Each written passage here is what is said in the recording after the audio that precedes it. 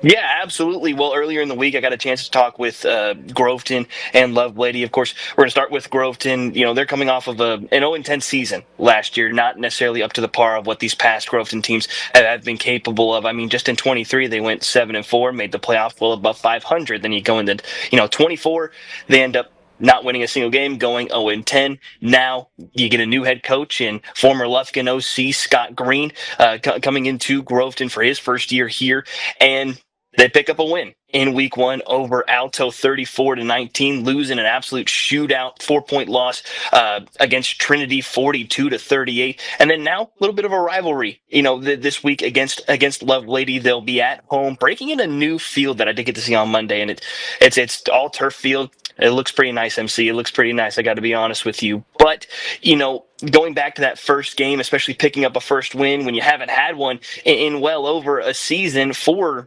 Groveton. I got to talk with, Yeah. like I said, new head coach Scott Green, and just about that win and the differences that he's seen in going to a Groveton from Lufkin, especially when you get to those smaller programs, comparative to a 5A school going down to a 2A school. Wow, that's a big disparaging situation there from 5 to 2A. I mean, it's a huge Yeah. difference because the 5As, the bigger schools, of course, they're going to have the depth, they're going to have the bench, and they're going to have the wherewithal and think that they're going to be the bullies, if you will, in that matchup. So what else we got? Yeah, and then like I said, it's kind of both halves of this rivalry, right? Win talked with Groveton on Monday, and I went and talked with Lovelady on Tuesday. Excuse me, head coach Will Kirchhoff.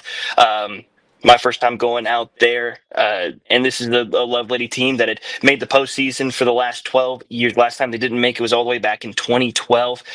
They went 3-7 that season. Ever since, they have just been a perpetual part of the postseason. You could say that about a lot of these teams in 2A down here in Deep East Texas. You think of teams like Lovelady and Grapeland and Garrison, and of course Timpson, who's had a lot of success. With of course Terry Bussey doing his thing out in College Station with Texas A&M. I know he caught a touchdown last week. Obviously state title champions from a couple seasons ago. But like I said, 2A teams across Deep East Texas have been monstrous, and Lovelady has been a part of it. Like I said, 12 straight playoff appearances. They're starting off the season 2-0 with wins over Elkhart and Timpson, like I said.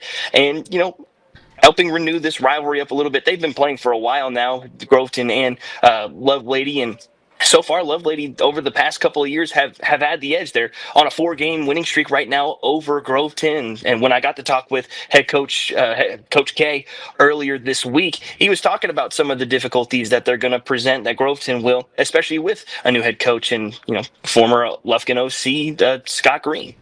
You mentioned the 2As. What I like about Texas football, they're not afraid. Recruiters are not afraid to go to the 2As and the 3As to find talent because they are diamonds in the rough. You made a great reference to Bussey. I mean, we all know his story and whatnot. And so when they get those kind of athletes, that opens the pipeline for recruiting, and they'll keep coming back, coming back, coming back. And I think a lot of times they're more successful with the smaller schools than the bigger schools, and there's more competition for the bigger schools. But you have to be a really good recruiter to go to a 2A school, 3A school, and a lot of times even a 1A here in East Texas to find that talent. If you're good at scouting and recruiting, you will find those diamonds in the rough.